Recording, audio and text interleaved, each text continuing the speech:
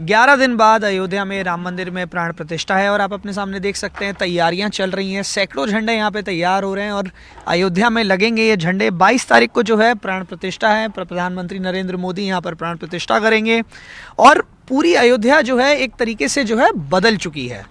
अब हमारे साथ जुड़े हुए हैं अयोध्या से सांसद लल्लू सिंह जी, इनसे हम बात करेंगे। लल्लू जी, बहुत बहुत स्वागत है आपका। सबसे पहले तो क्या स्थिति है तैयारियों की? 14 जनवरी से लेकर के 22 जनवरी तक माननीय प्रधानमंत्री मोदी जी ने जो अपील किया है पूरे देश से, एक तो पूरी अयोध्या को स्वच्छ करना है, साफ सुथरा करना। दूसरा, 22 जनवरी को जब देश के प्रमुख लोग यहाँ रहेंगे प्राण प्रतिष्ठा के दिन, उस दिन अयोध्या को इस प्रकार से सजाना है कि अयोध्या की तस्वीर जब पूरी दुनिया देखे तो वह यहाँ की जो है स्वागत को देख करके, यहाँ के अयोध्या के दृश्य को देख करके वो भाव विभोर हो जाए। इस प्रकार की तैयारी हम सब लोग यहाँ अयोध्या के जो भी नागरिक हैं, पूज्य साधु संत हैं, जनप्रतिनिधि हैं, सब मिलकर कर रहे हैं। लल्लू जी, 5 बार विधायक और 2 बार सांसद अब यहाँ से रह चुके हैं। अब अयोध्या एक अलग ही भविष्य अयोध्या का इंतजार कर रहा है। क्या लगता है आपको, अब कैसे होने वाला है आगे भविष्य अयोध्या का? क्या आपको उम्मीद है आगे जाके? क्या माननीय नरेंद्र मोदी जी की सोच है कि अयोध्या दुनिया का सुंदरतम नगर बने। अयोध्या में सभी प्रकार की दुनिया की जो सुविधाएं हैं यहाँ पर उपलब्ध। तो यहाँ पर अयोध्या रेलवे स्टेशन का फर्स्ट फेज बन गया है, सेकंड फेज शुरू होने वाला है। अयोध्या कैंट स्टेशन का भी डीपीआर 600 करोड़ रुपए का बनकर गया है, वह भी अगले महीने प्रारंभ हो जाएगा। अयोध्या राम घाट हाल्ट का निर्माण हो रहा है, आप जाकर देख सकते हैं। दर्शन नगर जो अयोध्या से सटा रेलवे स्टेशन है, 20 करोड़ रुपया वहाँ पर भी सरकार ने, रेल मंत्रालय ने दिया है और उसको भी सुंदर बनाने के लिए भविष्य में वहाँ से ट्रेनें चलें, इसकी व्यवस्था की। भरत कुंड पर भी 16 करोड़ रुपया दिया।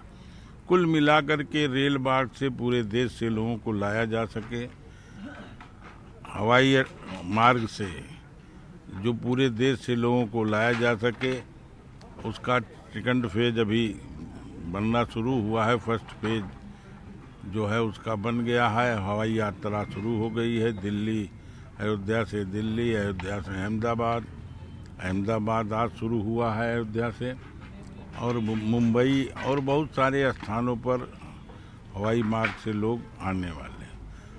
अयोध्या की सड़कों का दूसरे जनपदों से आती, उनका चौड़ीकरण हो रहा, 4 लेन के रूप में वह परिवर्तित हुई हैं। यहाँ पर मेडिकल कॉलेज पहले से बना है, उसकी और व्यवस्था सुदृढ़ की जा रही है, जिससे लाखों लोग जब प्रतिदिन आवें तो उनको किसी प्रकार से कोई कठिनाई ना हो। यहाँ श्री राम हॉस्पिटल है, अयोध्या में है। तो कुल मिलाकर के अयोध्या सुंदर बने, स्वच्छ बने, दुनिया का सुंदरतम नगर बने। अयोध्या जो आध्यात्मिक दृष्टि से जानी जाती है, अयोध्या जो वैराग्य की दृष्टि है, तो आधुनिकता और नवीनता और पुरातन दोनों मिलाकर के इस अयोध्या का विकास हो। पुरातन झलक भी दिखे और नयापन भी उसमें दिखाई पड़े। यह माननीय प्रधानमंत्री जी की सोच है। योगी आदित्यनाथ जी भी इस पर निरंतर लगे हुए हैं।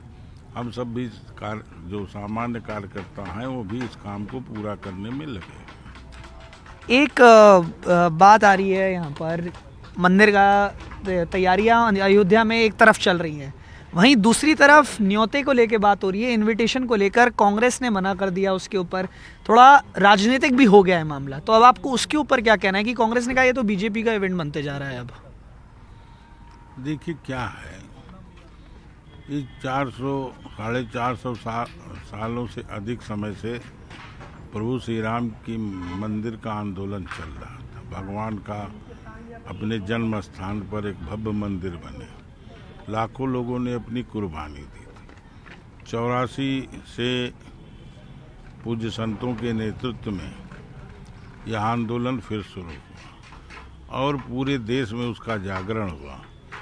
वैचारिक दृष्टि से हम सब भारतीय जनता पार्टी के लोग और पूज्य साधु संत सबकी सोच थी, या इस देश के बहुसंख्यक समाज की सोच थी कि प्रभु श्री राम का भव्य मंदिर बनना चाहिए, जो कि विदेशी आक्रांताओं ने जिसको तोड़ा था। जब आज मंदिर बनने लगा तब सारे लोग तो विरोध कर रहे थे, दुनिया भर का शपथ दे रहे थे, रोड़ा बने हुए थे मंदिर के निर्माण में। और आज मोदी जी की सरकार बनने के बाद जो वादा भारतीय जनता पार्टी ने किया था कि हम मंदिर निर्माण में जो भी अवरोध होगा उसको समाप्त करने का काम करेंगे, वह समाप्त हुआ। उच्चतम न्यायालय ने जब मंदिर के पक्ष में फैसला दिया, आज जब मंदिर बन रहा है तो यहाँ का जो ट्रस्ट है वह सभी पार्टी के राष्ट्रीय अध्यक्षों को, नेताओं को आमंत्रण दे रहा है।